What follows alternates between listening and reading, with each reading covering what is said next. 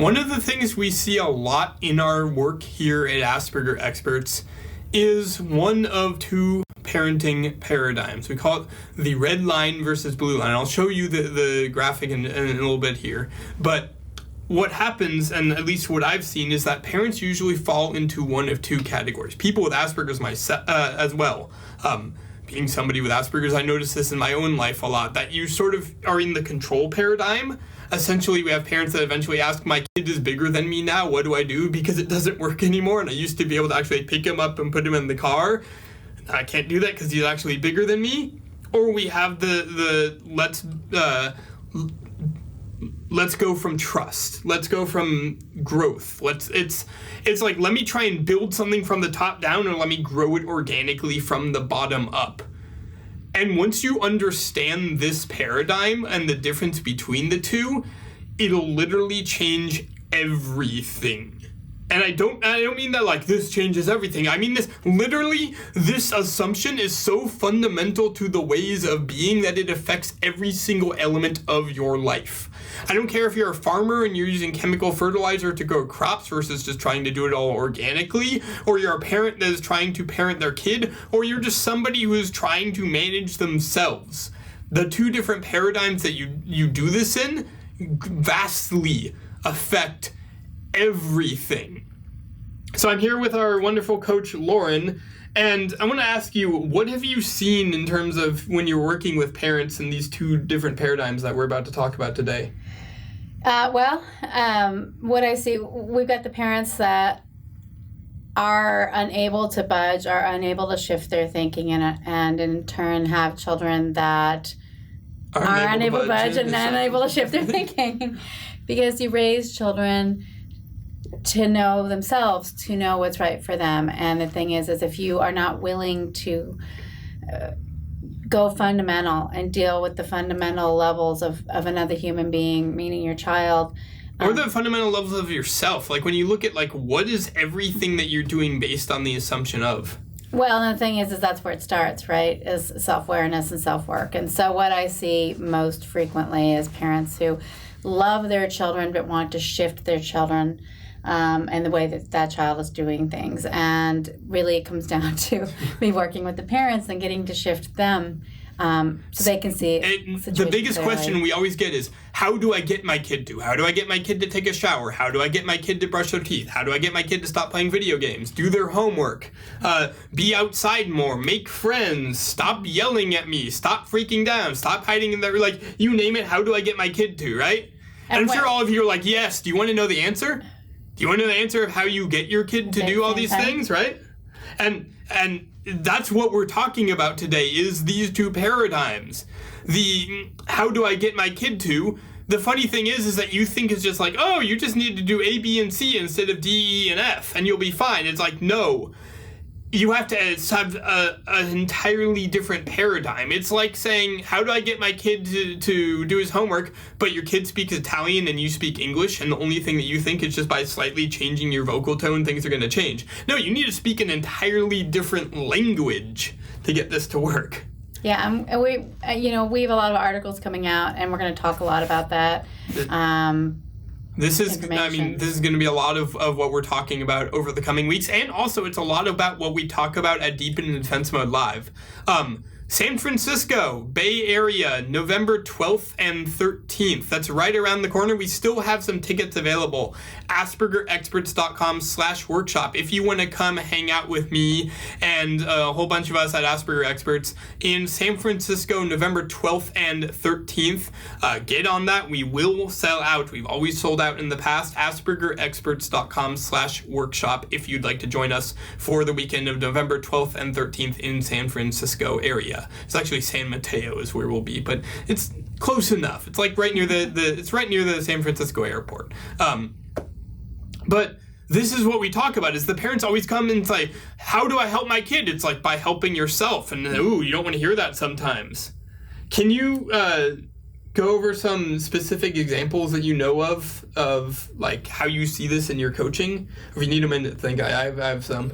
Yeah, go ahead. Okay, cool. Yeah, while she's thinking about it, I see, like, honestly, every single time, it's like especially at Deep in Defense Mode Live, again, November 12th and 13th, San Francisco, aspergerexperts.com/workshop.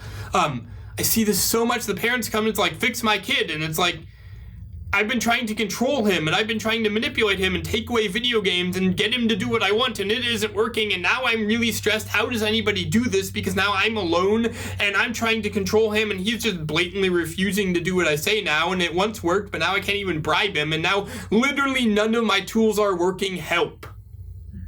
Does this resonate with any of you? Let's see. Let's take a peek at the comments here and see what people are saying about this.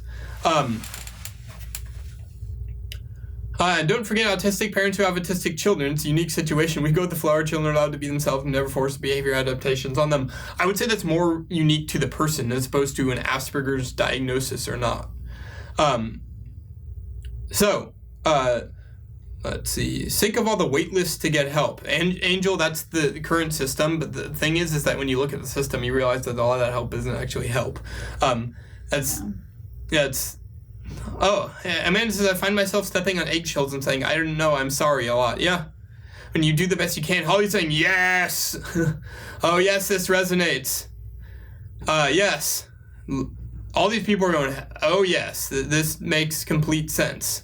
I want to speak real quickly about a situation I spoke with a parent about, actually on one of our Q&A calls last week, where she was constantly getting yelled at by her child. I hear this a lot. They have no patience. They yell at me. They tell me I'm mean. They told me I'm not helpful. Or and it's like, get away from me. Get away from me. It's and they just go all out rage. And then they run in the room and slam the door. In this particular case, the child just kept getting more and more mad at the mom. And this went on 4 weeks, and the mom said exhausted. She was exhausted, she was done. And she was trying really hard to talk the child through it, change her tone of voice, and the child just kept saying, "You're mean. I don't like what you're saying to me. You're mean. You're mean." And then responding in kind. I'm listening, and then she's like, I don't know. She's like, I don't know what else I can do. And I said, well, let's talk about what's going on in your child's life. So the child was 14. I said, does he do anything for stress release? And she said no. I asked, does he do anything with his body for stress release, like waving his arms, that sort of thing? No. He does. He'll be doing something soon, but that's a different topic entirely. You went there. I totally went there. I totally went there.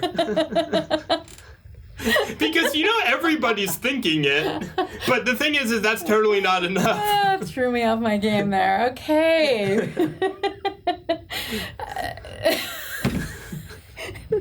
Okay, refocus. So does he do anything besides that for stress relief? I'm not sure he's doing that for stress relief quite yet. But I asked if he was doing anything as far as exercise or no. And then I started asking her some more questions.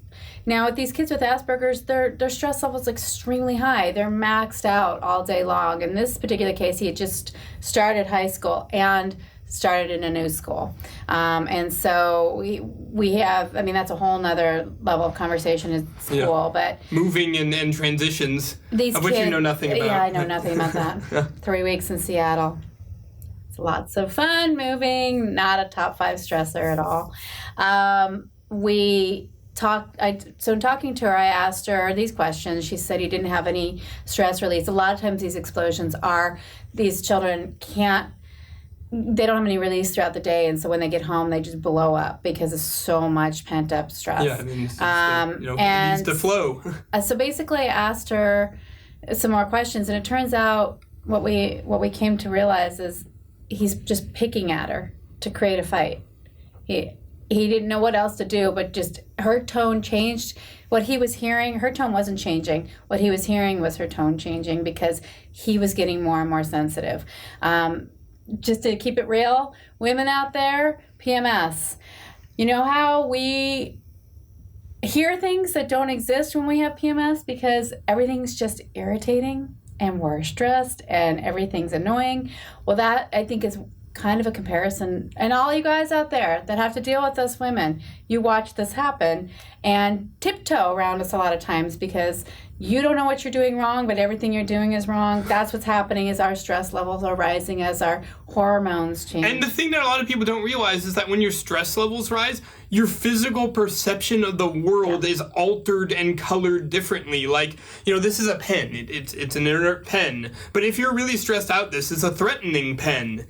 It might really irritate you because you don't like that the lid comes off and you can't find the lid because the lid And then you're away. just thinking, why are these people so stupid that why they make it this way? And it's like it's a pen, but it just changes your entire worldview. It does. And so that's what was going on with this child is he was so stressed out and his hormones were probably changing too. I said, plus he's 14 and he's probably hormonal. But everything was irritating him. And so we need to pay attention to how maxed out our kids are and what might be causing those stresses and giving them a way, helping them find a way to de-stress, which is why they go to computer games a lot. And more control is not the answer. I was recently speaking and had the wonderful opportunity during a multiple-hour drive to hear in detail one of the craziest stories I have ever heard of a red line action. Again, I'll explain to you the framework and how it works in just a second here, but this kid is 15, brilliant, like utterly amazing, like engineering whiz kid, build stuff in the garage that's like, you built a what in the garage? Like, basically just one of those, the type that I'm talking about, like literally like almost like a Sheldon from Big Bang Theory. And I hate to use that example because it's so stereotypical, but like the engineering mastermind, like MacGyver gives him some cardboard and some wire and an old printer, and he makes a robot out of it that like moves and blinks its lights and arms. You're like, how did you do that? It's like that level, right? So, but the thing is that the parents are such in a red line mentality that their whole thing is control, control, control. How do I get him to? How do I control so much so that he had to move out of their house? Like, they were just controlling and controlling and controlling and controlling and controlling and controlling and controlling and controlling and controlling. And what I mean by controlling is that they would always check on him. They would literally, it was like, text him. There was one story I heard that he was away with his sort of adopted family, and the real mom kept texting him every 5 minutes, but they were in like, if anybody has ever driven from like anywhere over to California, like the dead zone in Nevada, that is just like, there's like nothing for miles and you have no cell service for like 2 hours. They were in there and the mom was texting and texting and texting and calling and then getting more and more freaked out because he wasn't answering. Meanwhile, he's in the cell phone dead zone in the middle of nowhere, Nevada. So he gets out and there's like his phone starts going, and it's like, what is, dear Lord, your phone is blowing up. What's going on? It's like 40 texts and like 20 voicemails from his mom later. And it's like, why didn't you call me? And then she starts like freaking out. It's like, whoa. And then he starts melting down because of that. And then it's like more control and trying to, like the fundamental assumption of the red line is that if it isn't working, then I just need to do more of it, and then it will work. In other words, if he doesn't answer, let me just keep texting him, and maybe he will. And it was like, the adopted family mom had to call the real mom and be like, he is melting down, stop calling him and texting. He is fine, literally back off. And so they gave the phone to the other person who was in the car because the kid couldn't handle his mom like constantly. Who can handle that? Right? Nobody can handle that. And then so mom goes, okay, I'll back off. And then adopted mom gets a text from the sister who was in the car saying she already called 3 more times and texted 5 more times right after that. And it's like, whoa there, and it's like, you call him again, back off. I just wanted to text him to say I wasn't going to text him anymore, and I thought he wouldn't read the text, so I called him, but then I forgot to leave a voicemail, so I left a voicemail, but I didn't think he'd read the voicemail, so it's like, more control is not the answer. It makes things worse. And guess where that control is coming from? Fear. So parents out there, if you are controlling, check your fear levels, because guess what? Check your anxiety levels. The fear rolls into anxiety, which guess what? Rolls into your child, and guess what? You're raising a very anxious, scared child. Oops. Like, do you think that... I mean, like, here's the thing, is that we will be talking about this all throughout this week and next, especially on our email list. We're releasing a new course on Friday about this. It's called Influence Circles. I highly suggest that you get it if this is something you're struggling with. We've been working on that for like 2 years now. It's a great course. This is like, so for those of you who know what defense mode is and have been following us, have been like, oh my god, defense mode amazing. Influence Circles is like the next big thing equal to defense mode. Big. Coming out on Friday. So deep.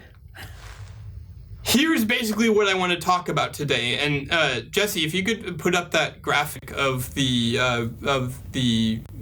graph there. Red line, blue line. Yeah, the red line, blue line graph. But if you take a look at this, let me make sure that it's actually on and that it's going. Okay, so there's the graph, right? If you look at this graph, you have results on one side and you have number of interactions. What a lot of people do is they have a red line action, but there's also the blue line. So I'm going to explain to you how all of this works in just a second. We're going to take a quick commercial break, and then we will be back, and I will be explaining to you this graph and how it works and really how this ties into everything that we've just been talking about. So see you in just a sec. My name is Lynn. I've been a part of the Asperger Experts Parent Support Group for the last year. I'm a happy customer of many wonderful AE videos and online courses. I just always look forward to the next course offering because it always, I consider it adding to my toolbox of skills and knowledge. The parent support group is really an amazing group of parents. Anybody can ask a question, and you're almost guaranteed a very quick response from caring and supportive parents. The ideas and the suggestions that come out of that group are really just high quality. And there's a number of parents too that also have been diagnosed with Asperger's, and they have a very unique way of looking at things that help us to understand our children better and why some approaches might work better than others. So again, it's just an amazing group of parents. I've gotten a lot of just positive energy from being part of that parent support group. And a couple of things that if you ask me what the most important thing is for parents to know, it would be really understanding defense mode and the sensory funnel. Over and over again, I just come back to the defense mode and sensory funnel videos and really having a good understanding of that. A lot of parents will say, oh, it looks like my child is being lazy. I see them sitting at the computer a lot. But defense mode can really masquerade as other behaviors. So a lot of times, if parents don't really understand what's going on inside of their children, it might just look like laziness or manipulative behavior, when in reality, your son or daughter might be experiencing a lot of anxiety or sensory overload or overwhelm. So once you really understand the sensory funnel and defense mode, then you can really truly begin to connect with your child and to also help them to help themselves and to help them move their lives forward and to really start living their lives. The other important thing that I have found is really framing your family culture as one of a team and making sure that your son or daughter feels like they're part of the team and existing within the family culture and not outside of the family culture. I think there's lots of things that parents can do to improve the family culture, such as establishing fun traditions that the child enjoys, playing games with the children, watching their favorite TV shows. If they like cooking, then you can cook together. If they like taking the dog for a walk, you can go on dog walks. But it's really just finding those things that your child enjoys and then making them part of your family traditions. And I think that's something that brings out the best in everybody in the family. And absolutely, I would recommend AE, the course offerings, and the parent support group. I just appreciate all that you've done, and I appreciate all of the parents as well. Thank you. So today we're talking about red line versus blue line actions, two different parenting paradigms. There were some great comments about how people didn't know that controlling was this bad and that they were just scared, and that's the truth of it. It's sort of outside the context of this particular show to talk about what to do when you're scared. We did a great show on that last week. It's called Be With That. So go on our Facebook page and look for the Be With That episode. And that really talks about what to do if you're in this scared state. But this time, I really just want to talk about the long-term picture of essentially what actions do you take and what results do those lead to down the road? How do you know if you're doing something that works or doing something that's going to cause complete and utter chaos and misery and suffering? So, Jesse, if you could put up that graphic again, that would be awesome. So what we have here is, I want to really break this down. On the one side we have results, right? That is just the number of results that you're getting. The higher it is on the graph, the more results that you're getting, the better things are. Whatever those results may be. If we want to get your kid to take a shower, results higher would be number of times taken a shower is more. Lower would be less. Do their homework, number of times done their homework correctly the first time without arguing, higher, less, lower. This really applies to anything. We can even do it with applying to growing crops. Better crop yield, higher, lower crop yield, lower, right? So it really works with anything. And then on the horizontal axis, we have number of interactions. How many times do you need to actually interact with the thing in order to get the result that you are wanting, right? So, like, the best case scenario is that in dream world land, you have one interaction, high result, right? Like, you do it once and you just get infinitely amazing results. That happens all the time. Right? That's the gold standard is I just want to be able to push a button and then have everything in my life be magical. That's like what we all wish for, right? Wouldn't that be nice? Yeah, wouldn't that be nice? But if you look at the graph, that's not the case. There are two lines here. We have a red line and a blue line. And the red line is a trap. Because at first, it does exactly that. You put in a little bit of effort, you get this maximum result. I'm going to sort of give broad examples, and then we'll make it specific to Asperger's and Asperger's families. The first time a business runs a sale, they've never run a sale before, they're going to get just explosive, big, massive sales. Like, the biggest sales day they've ever done. If you decide to use chemical fertilizer for the first time, you're going to get a massive amount of crop yield from that. If you decide that you never actually use fear with your child and then you do, they will comply. Like, you will get the results. The trick is then you see this is working, this is working, this is working, until you keep doing it. Because you keep getting results, but then it's a trap because as you see, it goes down and down and down and down and down. And what happens is that you need to put in the same amount of work or more, and you get less and less results every time. The business that solely relies on sales literally needs to do a sale every week, and then it all loses its potential because there's no... People get used to people prices. Get used to it, right? If you are constantly control your kid, then what happens is you get more and more stressed and you need to keep upping the ante. If you bribe them first, they want $1, then they want 10, then they want a new car in order to, what are you going to give me in order to do this? $10 not good enough anymore. Now they want a car. You know, you have to keep upping your game. The red line is backloaded work. The work is still there. It is just hidden and backloaded work, meaning that you try and do, and then all of a sudden you're in this pickle because now you're stuck in this state where shit, now you need to do all this work to get a little tiny amount of result. And then you get stressed and you end up basically suffering. The blue line, on the other hand, is front-loaded work.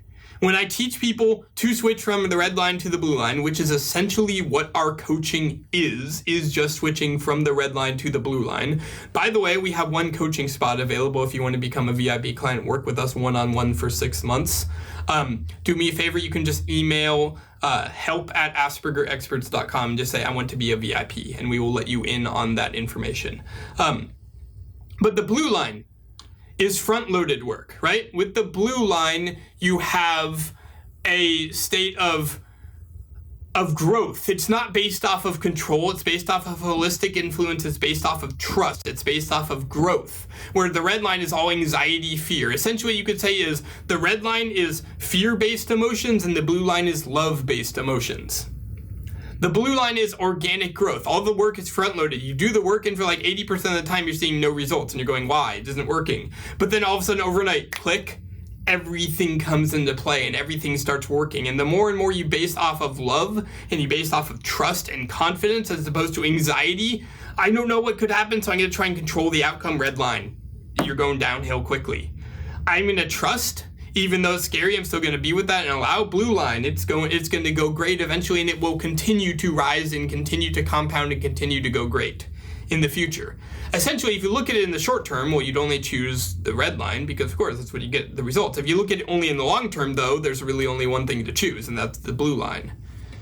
So what happens with these two lines here is that you get to this state of control, control, control, control. Why isn't it working anymore? I must need to control harder, control harder, control harder, control harder, control harder. It's still not working. Let me put even more effort into it. Harder, harder, harder, harder, faster, stronger, better. Like, it's just like, no. Now you're just exhausted and it's still not working and you're literally driving yourself into the ground. And then you're on the ground crying because you're exhausted. And then you have a complete breakdown. And then you have to start over.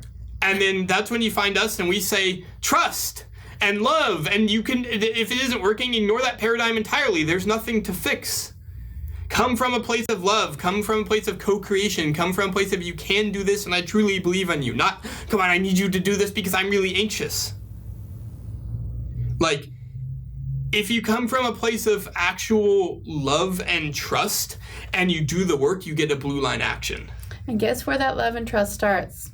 With yourself. Because if you're always anxious, then you're going to always try and control. And if you're always going to try and control, you're going right downhill with the red line. Well, and I know a lot of parents out there, like, don't ever feel like they're good enough parents. And that's coming from themselves. And then they try to control the child because they want to be a better parent instead of realizing you're doing great. Yeah. And you need to go inside and feel like you're doing well and you're doing the best you can and love yourself. And you will start chilling out on your kids. And basically what I'm saying is that more control and anxiety and domination and manipulation is a red line action, and you can see very clearly where that goes. And trust and love is a blue line action, and you can see very clearly where that goes. That you can see at the beginning of it.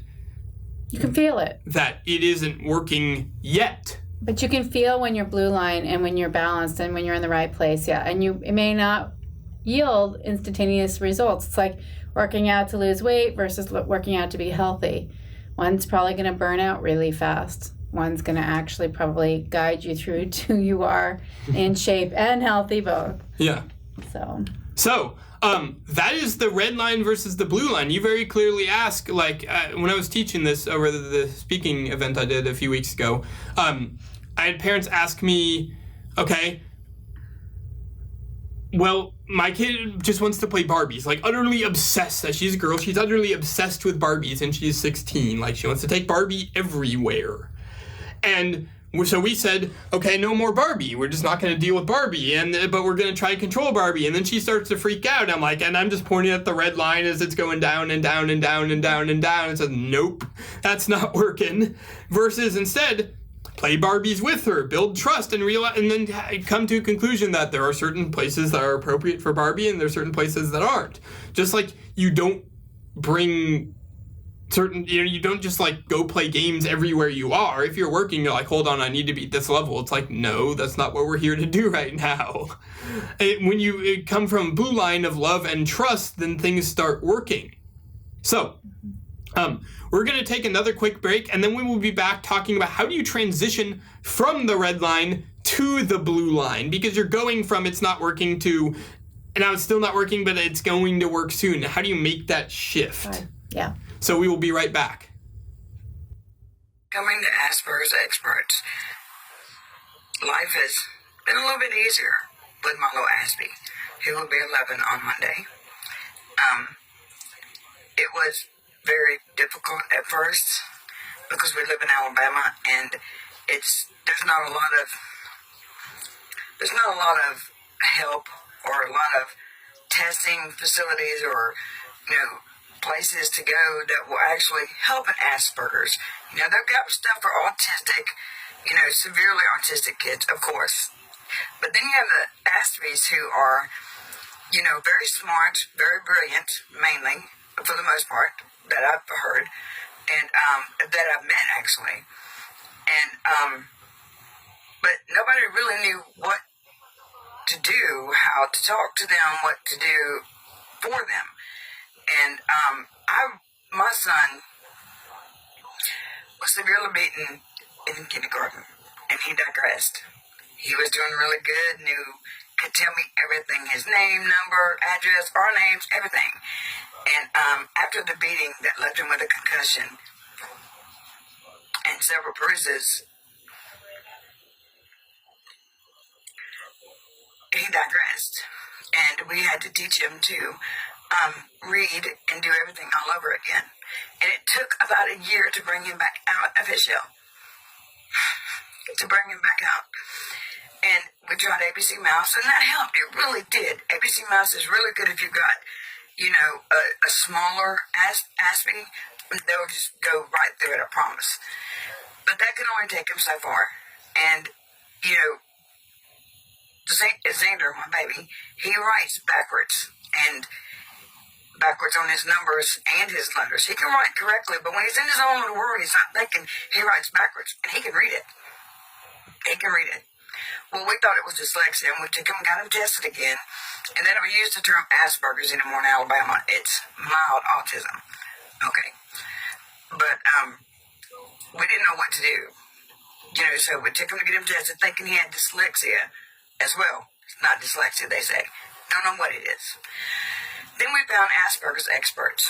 And let me tell you, it is the best $15. I would spend $50 a month if I had to.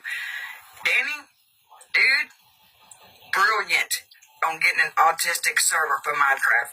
Brilliant. Because my little man is just flying through it. And my oldest son is a mod on the server, because he knows what it's like to be a brother of special needs, and he's really cool. But brilliant, Danny, brilliant. And, I've had some help from some of the ladies through talking about, through the website and everything, and it's helpful, and it's kind of hard to type a lot, so I don't really interact, but we read. My son reads with me, and I'll let him know that, look, baby, you're not the only one. Look at this. Look what this one's done. Look what that one's done. And he will always be, perfect, but he will always be him. And even at this age, it's still hard for him to talk around others that he doesn't know, which is how the beating occurred, because he didn't say anything, and no teacher was watching. And I just thank you, Danny, for being so brave and courageous, and for taking the idea you had in your head and putting it out there for the rest of us, because you have helped a lot more people than you think you have. I guarantee you that. So from a family in Alabama, thank you very much. Welcome back. So if you just joined us, we're talking about the red line versus blue line parenting paradigm.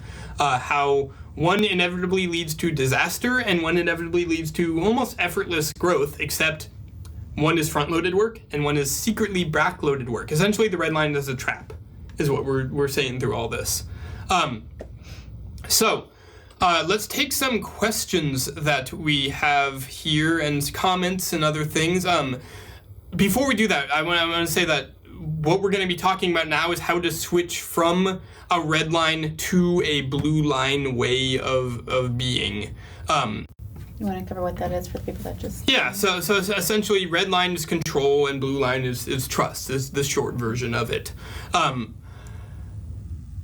Really quickly, I want to do some logistical announcements. Again, November 12th and 13th, we will be in San Francisco, technically San Mateo, California, Bay Area, And there are still tickets available, aspergerexperts.com/workshop for that. This Friday, if you've been following our work and understand defense mode, we're releasing a new course, sort of the next big concept. It's called influence circles. And it's essentially what we've been talking about here, just in much greater detail on how to actually change your intents and emotions and stuff so that you can influence another person. How to get them to brush their teeth and stop playing video games and do their homework without arguing or yelling or fighting or anything else like that. So if you are on our email list, you will see an announcement for that on Friday. Otherwise, it will be on our Facebook page as well. But I sure hope I can see you in San Francisco on November 12th and 13th, aspergerexperts.com/workshop.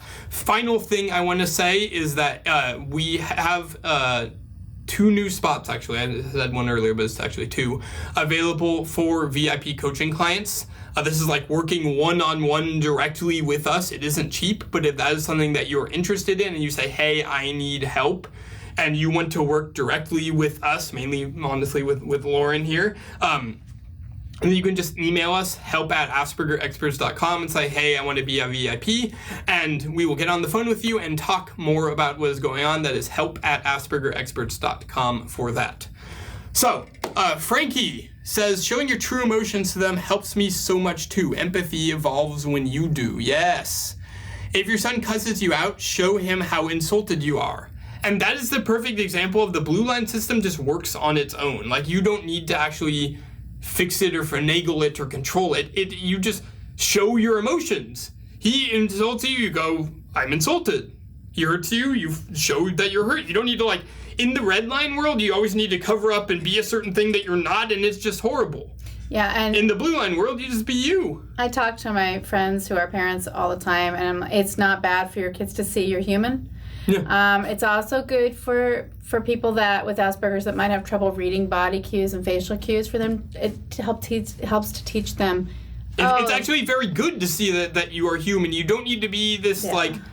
Everyone has this idea that you need to be this perfect person that has no weakness, and that's honestly bullshit. Well, you're raising your child to try to be a person with no weaknesses, and that's not. Reality of things. It's not real. And then you're going on a red line action and you're just headed straight for disaster. And let your child be there for you sometimes. Like, it's okay for them to see you fall apart. Yeah. You might be surprised, you might go, oh, I can actually be there for another person. It teaches them empathy. Yeah, and this is how you make the transition from the red line to the blue line, is you start being yourself. Mm-hmm. And at first you realize, okay, just like anything, if somebody's been controlling and manipulating you your entire life and then suddenly they say, I'm sorry, you're going to just go, I forgive you, I trust you, let's go? Or is it going to take a little bit of time to go, what's going on? They're inevitably the test, as I call it, of they will just test and see what's going on. Is this true? And you don't need to worry about passing or failing the test if you're doing blue line actions, because you'll pass. And it encourages conversation with your child. A lot of times parents feel they're so busy telling that they're not asking. And the thing is when you get a child... I love that. A lot of times parents are so busy telling that they don't ask. They just tell the child what to do. They direct the child what to do. I think jobs as parents is to guide the child on what might be best for their best interest. What's really interesting when you look at the etymology of supportive guidance? And I'm paraphrasing here because I was researching this yesterday, but I don't want to pull it up just yet. But when you look at it, supporting literally just means like to hold and observe, and guidance is literally like the same thing. So, support is a pause, and guidance is to observe. So what you're doing when you're offering supportive guidance is you are pausing and allowing and observing. That's beautiful. And that's what supportive guidance is. And that's what parenting is. And then allowing that child to do. But talk to them. I ask my parents all the time when I'm coaching them, have you asked your child? Have you talked to your child? Have you had a conversation with your child? Even if it's the simple things. Like some people post in our AE Plus support group, which you should totally join, that like, what should I get my kid for their birthday? And it's like, have you asked them yet? Like, what are people with Asperger's interested in? It's like, but it's your kid. What are they interested in? It doesn't matter whether they have Asperger's or not. They're individuals. And the thing is we flip that also when, we throw that out when we're talking about school. and high amounts of anxiety. And the parents are like, help us find out why this child's anxious. And it's like, have you asked them? Have you asked them? No. No. Well, you might want to start there. And if the child doesn't know, we coach you on ways to ask the child, coach the child. Yeah, we're coming out with a that. whole course on that soon about how do you actually ask questions. Speaking of which, I'm gonna write down a note. We are, and we also have a lot of free articles and things coming out too. So it's not just all the courses that you have to purchase, but they are. But think about the last time you actually had just a heart-to-heart conversation with your child. Like they're a little junior adults. Keep the language and stuff appropriate for their age. But you might be surprised how far you get. Yeah. Frankie was also saying ultimatums do not work. Try my plan didn't work. Could you come up with something that will and teach me? Right there. You say that is one powerful question. Hey, trying my plan obviously didn't work. Can you come up with something that will and teach me? That is what you would say to your child. That is what literally you say that to your child. That is the most blue line sentence I've ever heard in my life. I love that, Frankie. That's awesome, and it's true. If you are there's something that you and your child, this other person, are not communicating on, co-create the plan and ask. The thing with the blue line is it's easy. It's red line is we must control, and blue line is have you actually asked? Yeah, work as a team. So here's work as a team. Yeah, exactly. I was scrolling through Facebook like you do, and came upon this article that there was this kid with special needs that was starting to go blind, and all the doctors are freaking out going, I don't know what it is, and they'd taken him to all the specialists, and they're like, we can't figure out why this kid is going blind. They're all in red line mentality trying to figure out and go, well, it might be a cancer, it might be this, so let's do all the specific blood tests and MRIs to look for all this really weird specific stuff. They end up taking the kid out of country to another specialist, and the guy goes, so what does he eat? And turns out he eats chicken, bread, Coke, and French fries, the end. He had a vitamin A deficiency. And that's why he was going blind, is because he was so malnourished that he wasn't getting any vitamin A, so his eyes literally weren't working. Blue line. The thing with the blue line is it's just it's simple. It's obvious. It's oh, well, has he eaten real food recently? Or in the past 5 years? No. There's your problem. Well, and the thing is these are things we all do, right? Yeah. Right in front of our faces. But if we're in fear, if we're scared, if we're anxious, we can't see them.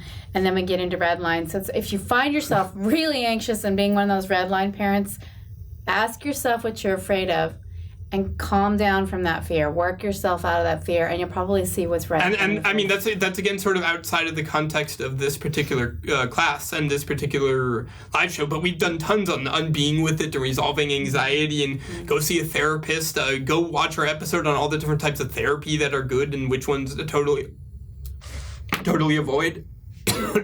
Excuse me. Yeah, and the thing is if you are...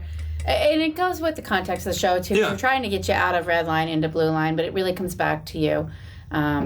So Christine says, but in my household, my husband is either too controlling and setting off meltdowns or not involved at all, so now everything falls on my shoulders, so exhausting.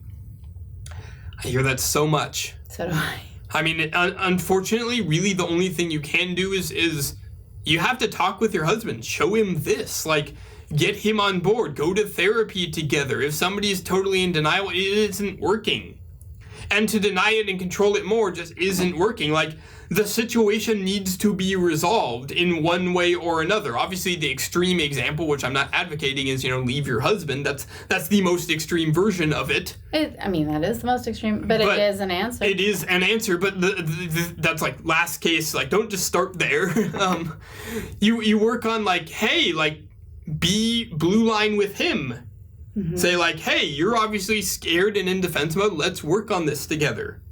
And you have to really figure out, is he on board with you? Is he your partner? Is he working with you? And those are questions you can ask him. Mm-hmm. And if he is just not willing to budge and he just wants to control and then go back to yourself. The answer is within yourself on what to do. And the wonderful Mr. James. Hello, James. Hi, James. Always a pleasure to have you answer. We love James. He in our AE Plus Facebook group, he is the one that like always answers the questions exactly how I would have right before I do. So I inevitably just comment. And as usual, James said exactly what I would have said before I did. So. And James, we've never met James in person. But we've met James is through just Facebook. the guy on Facebook that does a good job helping our group out because he's just a member of the group. That's awesome. But anyway, he gets it. James says the other thing with Redline is that it doesn't teach any skills for them to do it on their own. Who is going to make them when they go out on their own? That is, that the funny thing is that is the number one fear of Redline parents is that when they die, what is their kid going to be able to do? Or when the child moves out of the house, what are they going to do? Well, let's teach them now before they move out. Yeah. I mean, it's again, blue line actions, really simple and obvious, right? Like, if you're just going to make them, then it's a very exhaustive system because that means that without you constantly micromanaging, they're never going to be able to do anything. So that means, what means to most parents is I need to constantly micromanage. Mm-hmm. But instead, how about it means stop micromanaging, let them sort of flail and figure it out for a while. Blue line, again, the results are front-loaded. And then they'll learn how to do it on their own through time. Yeah, but if you're looking for the instantaneous hit, it's probably not the best way to go. Now, speaking of instantaneous hits, though, the red line actions are great if you know what you're doing and you use them sparingly, very sparingly, and you use them with the intent that this is not a pattern to be repeated, but is a one-time thing. There are times to use fear. There are times to use scarcity. Your child's out in the street and the car is There are coming. times to use control. If your child's out in the street and a car is coming, get them off the street as soon as possible. And you don't want to go with a blue line action of them. I'm just going to trust and let them figure it out on their own. No. Red line, immediate pull. Get off the street and pull, run out and pull them. And if it's scary, it's scary. Then you calm down and you talk about why that was bad and you don't continue that pattern. Well, and yeah, if you choose a red line action because you have to, explain to the child why you did that later. Yeah. So they know why mom or dad just had a meltdown. Yeah. There are certain times where that is like a great thing to do, but to use that as an everyday scenario, it's like, there are certain times fight or flight is a wonderful thing. If you are being chased by a lion, you don't want to be like, I'm going to be calm and zen right now. You want all the blood to go to your muscles. You don't care about digestion. You just need to go and run. Being in fight or flight 24/7, probably not the best idea. Well, red line parenting, that's what it ends up being, is fight or flight. And your child actually will never learn to distinguish from what is a panicky, like validated situation to be uptight and what isn't. If you are always uptight, that's what you're going to raise your child to be like. Yeah. Carrie's asking what NT stands for neurotypical, as in somebody that does not have autism. Martha's saying we got a genetics test. My son's missing 4 genes and 15 chromosomes. Finally got answers after 18 years thinking it was vaccines causing autism. For the record straight, vaccines do not cause autism. Also, Martha, that's awesome that you have that information now. I'm very glad for you.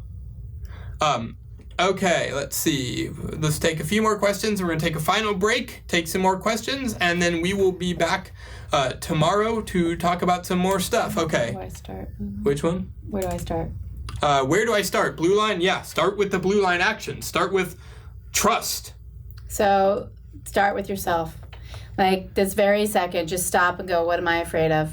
And just listen to yourself. And that may be getting a therapist. That may be just saying, okay, is this threat ever going to manifest? Like, I had clients who literally his fear was, and it was like playing psychological whack-a-mole, because every single time when you pop one fear down, another fear comes up, because you have the base of, I'm just scared of everything, and I'm not going to focus on what's good. I'm going to focus on what's bad. But his fear was that somebody was going to come and take him and put him into a box and strap a rocket to it and send him over the border to Mexico. And I'm like, this is not a Roadrunner cartoon. It's interesting. This is not... That is a Roadrunner cartoon. Right? This isn't Wile E. Coyote. This isn't real life. And it's like, yes, that is something that could happen, right? They could drop 2 rockets to you. But, out of all the things in life, if we focus on literally all the bad things that could happen, a meteor could come crashing down and kill me right now. It's possible. Well, the thing is it a reality? No. And if it is, it's not worth worrying about. The big thing that I always ask is, is this fear worth the amount of energy that I am giving it? That's brilliant, actually. And I ask, are you aware that it's this fear that's morphing into all these other fears? Yeah, it breeds. Like, here's the thing, is that it breeds. Whether it's fear or love, it breeds. Love breeds love, fear breeds fear. Well, and it may just be one thing that's setting you off, but everything else, if you're not dealing with that one thing, it is going to alter your entire world. So. Yeah. Robin's asking, please address how to handle parenting advice from parents of NT kids. Ignore it. You don't need to take every piece of advice. Ignore it. Like, let them say, well, this is it. It's like, that's great. And just like, okay, and you can even just say, what's great for your family is great for your family. My family's different. Yeah, cool. I appreciate your opinion. I'm not going to be following it. Thank you for your advice. Please don't give it again. Or you can just say, yeah, that doesn't work for our family. Yeah. And just leave it at that. Yeah. Yeah, Aubrey says safety first, then blue line. Pretty much. Yeah, safety first, then blue line. That's great. Michelle's just saying smile, nod. Yeah, just smile, nod. Yeah, that's great. Yeah, if they're giving you advice, thank you. Yeah. Or as they say, just smile and wave, boys, smile and wave. Diane's asking, executive function and social skills are delayed. How to help your child not go over the cliff of self-defeat when school administration is overwhelming and not allowing their true intelligence and confidence to shine through. Offhandedly, different school, getting them out of defense mode, helping the school understand what they need. Yeah, it's shocking. It's speaking to the school. In our sort of circles here, we had somebody yesterday that tried to commit suicide because the school was saying, you need to go to school for like, I don't know how long, months and months and months. And they're just like, no, I'm not going to go to school. And then so they tried to take all the rest of their drugs. And they're okay now, but like, yeah. It's red line. It's control, and it inevitably leads down the path to suffering. Get off the red line. And what as a coach, I have found a lot of teachers and a lot of schools do not know what to do. They're on overload too. And first of all, they may not have worked with any but neurotypicals, but they're on overload also. And educating the teachers, communicating with the teachers, communicating with the principal and everybody, and letting them know what your child needs helps them out greatly because they don't know. Mm-hmm. So. And for those of you who are just joining, asking what red line and blue line is something that we've been sort of talking about throughout this. What I highly suggest is that when this is over, go back and watch from the beginning because it'll make a lot more sense then. Yeah. Okay, we're going to take 2 more questions and then we will call it a day. Then we'll call it a commercial break and then we'll take some more questions rather. As the older child stuck on the idea of play, almost bullying younger siblings to play, how do we handle this? Be honest and open with him and say, hey, this isn't the way we play, this isn't the way we do things. Mm-hmm. And model how to do things. If you do it in like, this isn't the way we play and try and control him, then you're modeling a red line action. But if you come from, hey, dude, this isn't what we do here. Explain it to him. And explain to that child, what if your younger sibling wanted you to play Barbies, for instance? Would you want to play Barbies with them? Would you want them to keep pushing you to play Barbies with them? Like, flip it around, kind of like you would an adult. Talk to them. Caroline's asking, I'm always struggling to get him to school or anywhere on time without a meltdown, which is frustrating when I have to get to work and making everyone else late. Caroline, I want to introduce you to the concept of pre-work, because what's going to happen is that in the moment, it's not going to work as it hasn't. What you need to do is do the pre-work. When things are going well, this isn't the time to relax. This is the time to really do the work of getting him out of defense mode and building trust with him and doing stuff so that basically you do the work when things are great so that when things are bad, they aren't as bad. He's right. We don't ever get to relax people. But you do get to relax. You do it in a relaxed way. Like, I'm starting to cook a lot more for myself. Now, the problem with that is that if you cook and you eat, then there's like the weird, like, I have to eat, but I'm hungry, but the cooking is going to take a while. So I spent all Saturday and Sunday just like making meal after meal after meal after meal I could freeze doing the pre-work. So now I can sort of coast for a little bit because I have all this amazing, abundant food that I've pre-done. Like, I have homemade chicken noodle soup that I'm going to eat for lunch because I made it on Saturday and then froze it. Which is so yummy. Right? Like, but, it took me 2 hours to make that, but it's the pre-work. So, the same thing goes with getting out of defense mode. And join our free defense mode webinar. If you go to aspergerexperts.com/free class, there's actually a link right above this video, or on the side of this video, or below if you're watching on YouTube. But, yeah. Somewhere around this video, there's a link to that says learn more about defense mode. So go do that. So we're going to take our final commercial break. We will be back to take a few more questions and talk to you guys a little bit more. See you in a sec. Raising Danny, one of the challenges was engaging with him in his world. We have another son who is neurotypical, and he's very much like me. He likes cars and sports and watching sports and playing basketball in the backyard and riding bicycles around and going for hikes and just, sort of guy stuff, movies with things that blow up, all that sort of thing. Danny, when he was growing up, was a different kid. And if I was going to engage with him, then I needed to enter his world, which meant on summer weekdays, when I had some time, or on Saturdays, that we would sit and play Pokemon. I will confess right here now on camera, I hate Pokemon, but I love Danny. So if I wanted to spend time with Danny, that's what we were doing. And sometimes if we couldn't find a game we wanted to play, we would make up our own games. This right here that I'm holding, which I found in an old dusty drawer the other day while I was looking for something else, is a game we made up one day called Keys and Keyholes. It works sort of like Chutes and Ladders, but we didn't have Chutes and Ladders around the house just then, so we made up our own game. And here it is, Keys and Keyholes.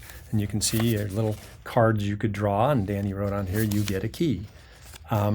So the important thing when Danny was younger was figuring out a way to engage with him, doing the things that he wanted to do, and not trying to force him into doing the things that I wanted to do. That became, I think, a key ingredient in our ability to maintain a good relationship going forward, and hopefully contributed to his success now as a very successful adult.